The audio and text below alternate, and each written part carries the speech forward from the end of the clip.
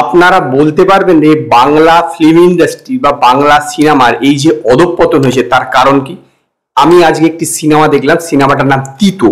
এই সিনেমাটা দেখে আমি পুরোপুরি নিশ্চিত হয়ে গেলাম যে বাংলা সিনেমা এই জাতীয় সিনেমা তৈরি করার জন্য এই আজ অধঃপতন করেছে।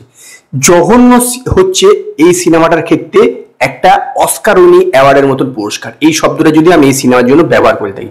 মানে কি রকম নিচু লেভেলের সিনেমা হতে পারে আপনি বিশ্বাস করবেন না দেখলে।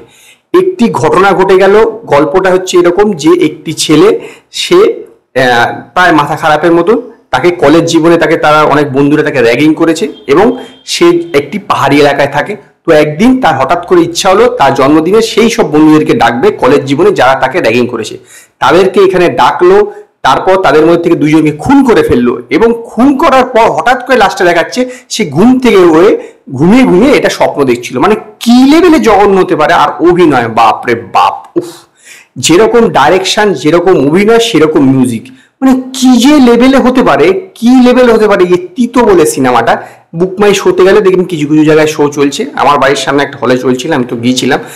মানে জঘন্য থেকে জঘন্যতম যদি কিছু হয়ে থাকে সেই রকম হয়ে থাকে। এরকম তেজ নারায়ণ ঝা এতে লিড রোলটা করেছে, তার এক্সপ্রেশনটা সবসময় ও এইরকম করে পুরো সারা সিনেমাটা সে করে গেল।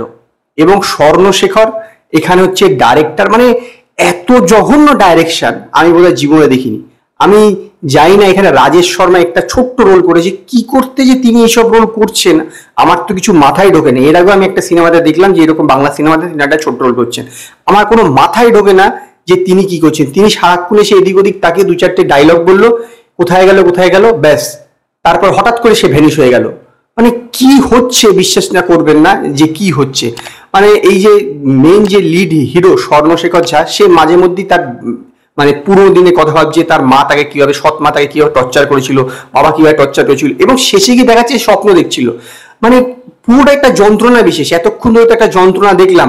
এবং মানে কি সব কথাবার্তা, মানে এমন ভাবে সব বলছে না, সিরিয়ালও বোধহয় এরকম হয় না, মানে সিরিয়ালও এরকম হয় না। একে অপরকে মানে তার বন্ধুগুলো এসছে তাদেরকে খুন করতে চাইছে, যেভাবে তাই খুন করছে, মানে তার যা টেকনিক আর যেরকম তার ক্যামেরার কাজ দেখলে মনে হয় বোধহয় 10 লক্ষ টাকার মনে হয় সিনেমাটা বানিয়েছে। এতটাই নিকৃষ্টতম। মানে যে সময়টা সেটা যন্ত্রণা, তো মানে দেখাটা তো একটা যন্ত্রণাই, সেটা বড় কথা নাই যে যন্ত্রণাতে এরকম বহু সিনেমায় দেখেছি যেগুলো দেখাটা একটা যন্ত্রণা।